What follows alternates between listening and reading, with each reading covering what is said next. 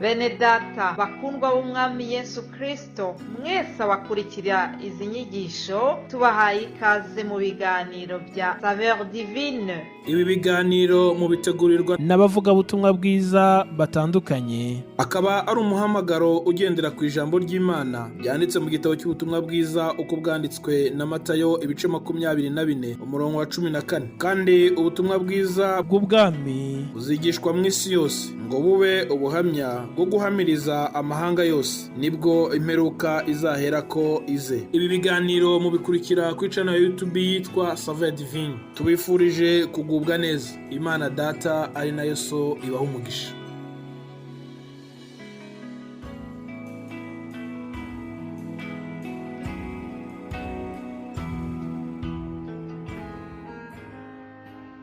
Yesu ashimwe, Yesu ashimwe. Umwaka mwiza, umwaka muhire kuri mwese. Mbifurije umwaka w'amata n'ubuki mwese abakurikira ibi biganiro bya Saveur Divine. Uyu munsi itariki ya 2 z'uku kwezi kwa mbere 2023, nibyo turashima Imana kuko ejo hari umunsi mukuru w'ubunani, ariko by'umwihariko kuri twebwe abo muri Saveur Divine, muri uyu muhamagaro Imana yaduhaye, ni umunsi udasanzwe kuko umunsi w'ejo niho twujuje imyaka itatu y'uyu muhamagaro wa Saveur Divine. Ndashima Imana rero kubw'iyi myaka 3, isabukuru y'imyaka 3 turi kwizihiza muri iki cyumweru. Turashima Imana, ngewe ubwanjye babwira mfite ishimwe ridasanzwe kuko iyo mbitekereje mbona ari ibintu bikomeye Imana yakoze. Kuba nshobora kubona amagambo y'Imana yo kubasangiza kuva ku wa mbere kugeza ku wa 5, kuba uyu munsi dushobora kuvuga ijambo ry'Imana mu rurimi rw'Igifaransa, Ikinyarwanda, Icyongereza, Igiswahili, Ikirundi, ni ukuri ibyo byose byavuye ku Uwiteka kandi nibitangaza mu maso yacu. Aleluya! Mumfashe tuzamurira Imana yacu icyubahiro kubw'ibyo byose. Tuzamurira Imana yacu yaturinze, tuzamurira Imana yacu ikiturindiye mu gakiza, tuzamurire icyubahiro Imana yacu ikiduhaye murava, ikiduhaye inyota, inzara n'inyota byo kuba imbere yayo, inzara n'inyota byo kwagura ubwami bw'ijuru, inzara n'inyota byo gukiranuka. Ni ukuri ibyo nibitangaza mu maso yacu. Imana ishimwe. Ndashimira Imana cyane kubw'uyu muhamagaro, ndashimira Imana cyane kubw'uburinzi bwayo, ndashimira Imana kubwanyu mwese abo turi kumwe muri iki gikorwa, abadushyigikira mu buryo ubu n'ubu. Imana ishimwe cyane kubw'ibyo yakoze. Aleluya! Uyu munsi ntabwo ndi bwigishe rwose, oya, ndabaganiriza ku magambo yo muri Zaburi zinyuranye, gusa tuvuga, dusingiza, twamamaza imirimo Uwiteka yakoze muri iyi myaka 3 ishize.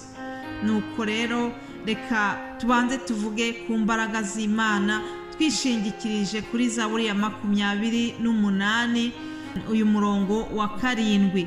Haranditse ngo, Uwiteka niwe mbaraga zanjye, ni ingabo inkingira, umutima wanjye ujya umwiringira ngatabarwa. Nicyo gituma umutima wanjye wishima cyane, kandi nzamushimisha indirimbo yanjye. Imana ishimwe. Uwiteka niwe mbaraga zanjye. Bene data, ndagira ngo mbabwire ngo Uwiteka niwe wampaye imbaraga muri iyi myaka 3 ishize. Suko ibicantege byabuze, suko ibimbabaza byabuze, suko ibimpangayikisha byari byabuze, ariko Uwiteka yabanye nanjye, agenda anyongerera imbaraga.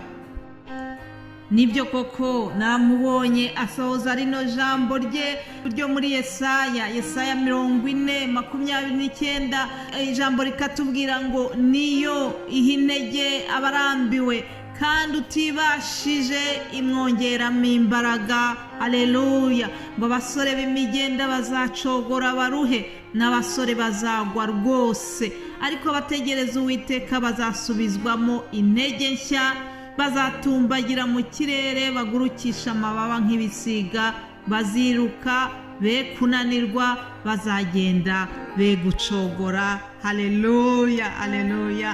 ndashimira Uwiteka yuko yanyongereye intege mu gihe nari naniwe. ndashimira Uwiteka yuko ajya abana n'abamutegereje, abamuhanzeho amaso ntabwo bashobora gukorwa n'isoni.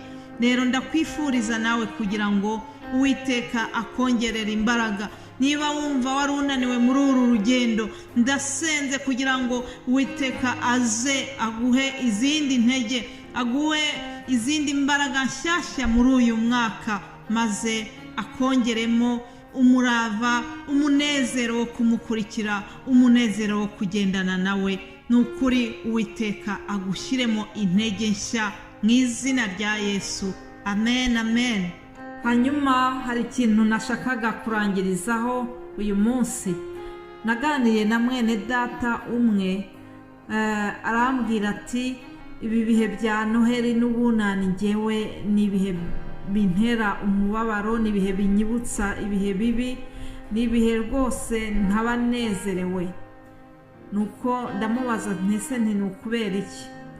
ati muri ibi bihe niho nabuze abanjye, napfushije abantu, nagize amarira menshi. ati rero iyi minsi mikuru ndayanga cyane.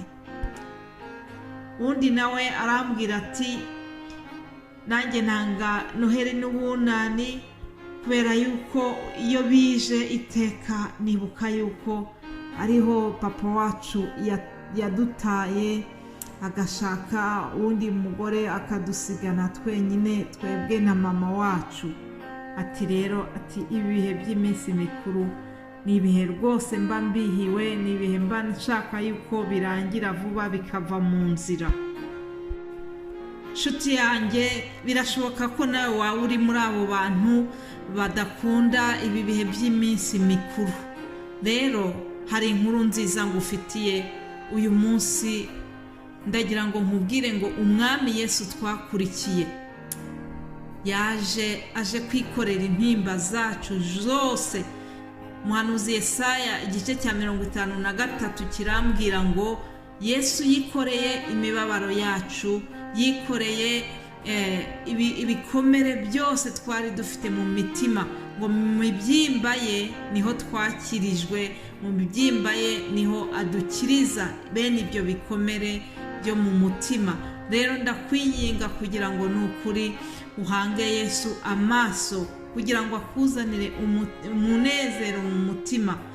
tangira umwaka wa 2023 wihanganye, ukomeye, wange ibikangisho by'umwanzi Satani ukubwira ko iyi minsi ugomba kubabara. oya, nezerwa, himbaza Imana mu mutima wawe, ubwira Imana uti uko biri kose ndacyafite ubuzima, haracyari ibyiringiro, haracyari umwanya wo kunezererwa mu mwami wacu Yesu Kristo. Haleluya.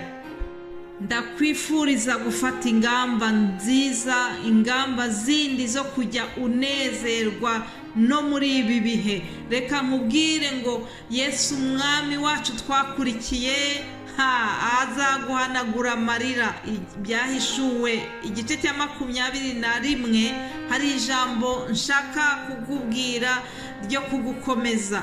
handitswe ngo izahanagura amarira yose ku maso yabo, kandi urupfu ntiruzabaho ukundi, kandi umuborogo cyangwa gutaka cyangwa kuribwa ntibizabaho ukundi, kuko ibya mbere bishize. Haleluya. ibyo ngibyo byakubabaje, ibyo ngibyo bya kera byajyaga bikubuza kunezerwa, bibwire ngo uhereye uyu mwaka wa 2023 nzajya nezerwa no muri ibi bihe. Haleluya. Imana Uwiteka arabishoboye. Yesu naguhe kunezererwa muri we niwe utanga umunezero, niwe utanga amahoro, ngo amahoro atari nk'ay'ab'isi batanga, niko nababwiye ku wa gatanu.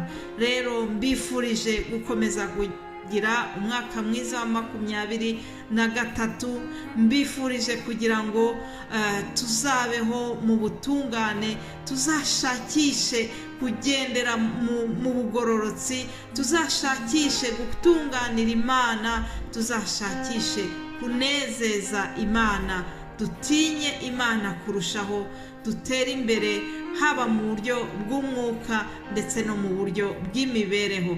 Ndakwifuriza iterambere ry'uburyo bwose mu izina rya Yesu Kristo. Amen.